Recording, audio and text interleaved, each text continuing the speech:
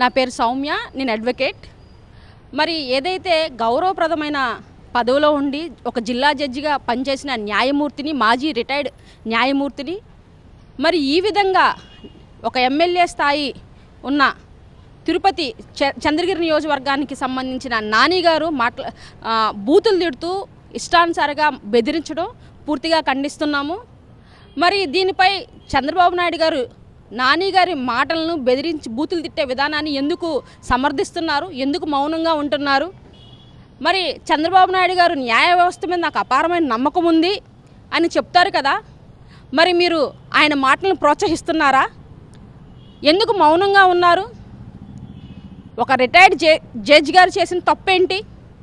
ఆ వృద్ధ దంపతులు తమ జీవిత కాలంలో సంపాదించుకున్న కష్టార్జితంతో ఒక భూమిని కొనుగోలు చేస్తే దాన్ని ఎవరో ఆక్రమించుకొని వారి ఆస్తిని కాజేయాలని చూసినప్పుడు చట్టపరమైన చర్యలు తీసుకోవాలని ఒక బాధిత కుటుంబానికి బాధితులు వెళ్ళి ఆ రిటైర్డ్ జడ్జి గారిని కలవటం, ఆయన వారికి సపోర్ట్ చేయటం తప్ప?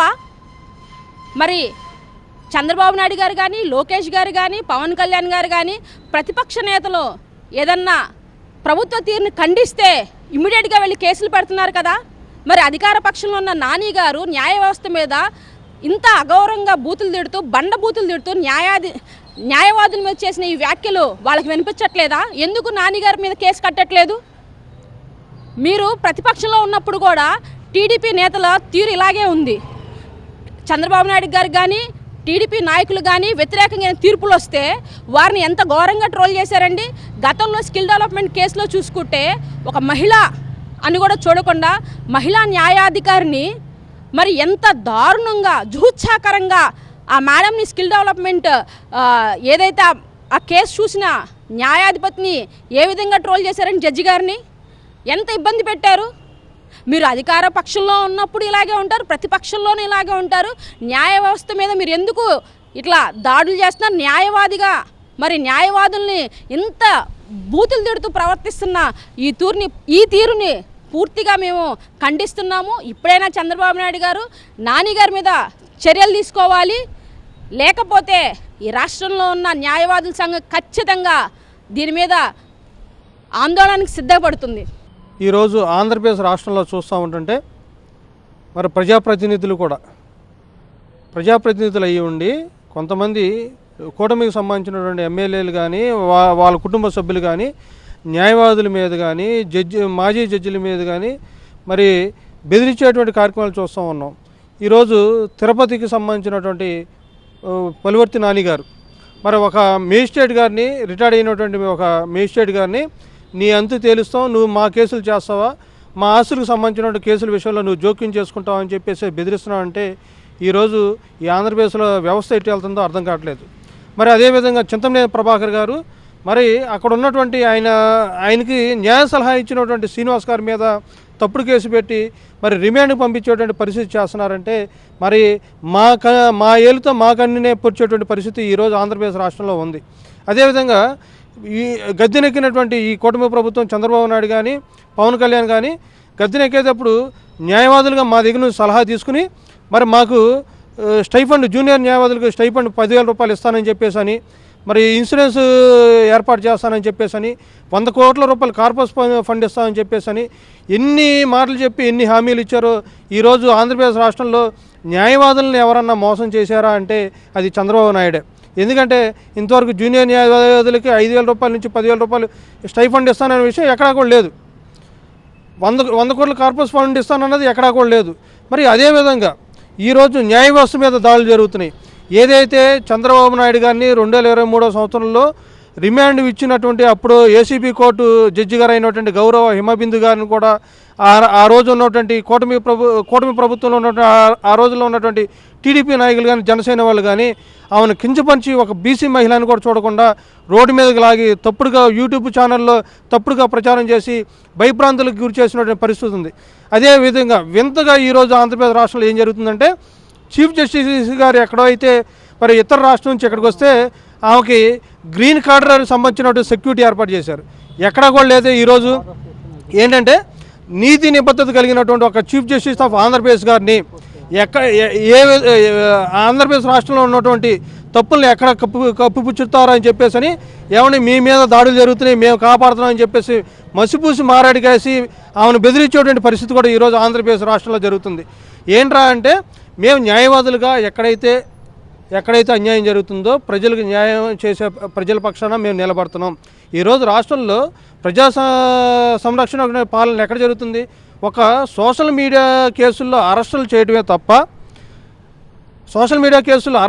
తప్ప ఇతర రాష్ట్రాలకు వెళ్ళి అమాయకుల్ని అరెస్ట్ చేసి తీసుకురావడమే తప్ప ఈరోజు బాలికల మీద దాడులు జరుగుతున్నా, దళితుల మీద దాడులు జరుగుతున్నా, పురుషులు ఆంధ్రప్రదేశ్ రాష్ట్రంలో మిస్ అయిపోతున్నా ఈరోజు పవన్ కళ్యాణ్ కానీ, చంద్రబాబు నాయుడు కానీ, లోకేష్ కానీ ఈ కూటమి ప్రభుత్వం ఉన్నవాళ్ళు పట్టించుకునేటువంటి దాఖలాలు లేకపోగా మేము న్యాయ సలహా మా దగ్గర నుంచి ఆంధ్రప్రదేశ్ రాష్ట్రంలో న్యాయ సలహా మా దగ్గర నుంచి తీసుకుని పక్క రాష్ట్రంలో సౌత్ ఇండియన్ అయినటువంటి లోత్రాకి కోట్ల రూపాయలు దోచిపెడుతున్నటువంటి ఈ ప్రభుత్వం ఇక్కడ ఉన్నటువంటి న్యాయవాదులకు మాత్రం 30,000 40,000 రూపాయలు గౌరవ వేతనం ఇస్తుంది.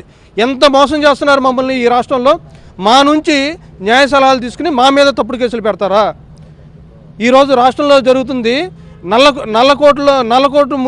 నల్లకోటలో ఉన్నటువంటి మమ్మల్ని కూడా మీరు మోసం చేస్తున్నారంటే మా నుంచి న్యాయ సలహా తీసుకుని మా మీద తప్పుడు కేసులు పెట్టి మమ్మల్ని జైలుకి వెళ్ళేటువంటి పరిస్థితుల్లో మీరు చేస్తున్నారంటే ఈరోజు కూటమి ప్రభుత్వం ఎంత దిగజారిపోయిందో చూస్తుంటే అర్థమవుతుంది. ఈ రోజు నుంచి మేము కూటమి పాలకులు ఎవరైతే ఉన్నారో చంద్రబాబు నాయుడు కానీ, లోకేష్ కానీ, పవన్ కళ్యాణ్ కానీ మేము చూస్తూ ఊరుకోము.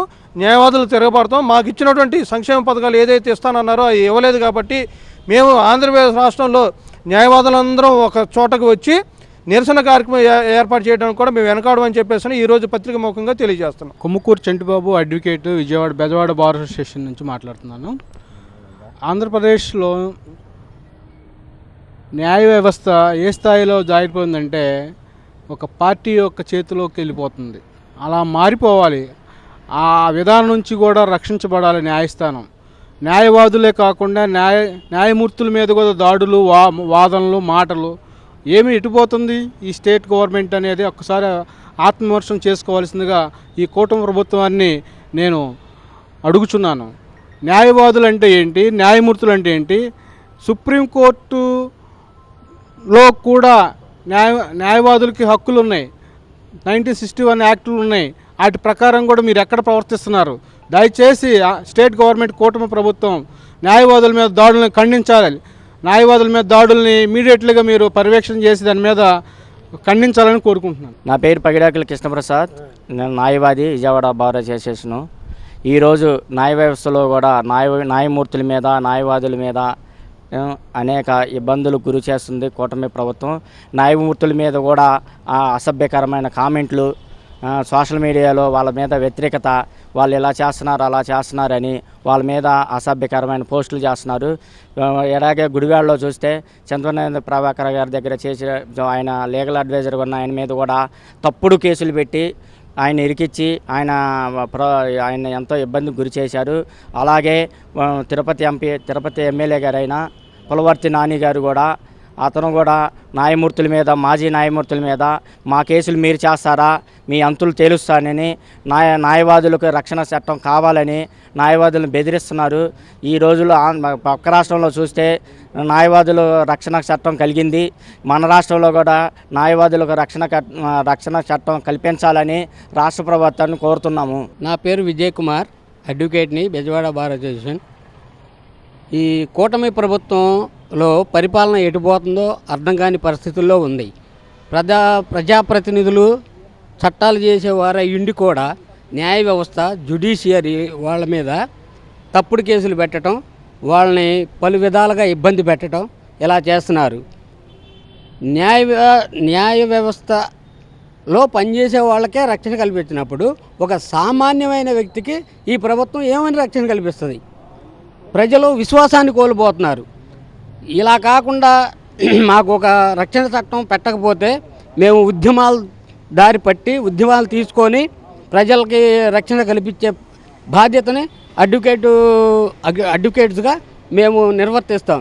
కాబట్టి ప్రభుత్వం ఇప్పటికైనా మేలుకొని కూటమి ప్రభుత్వం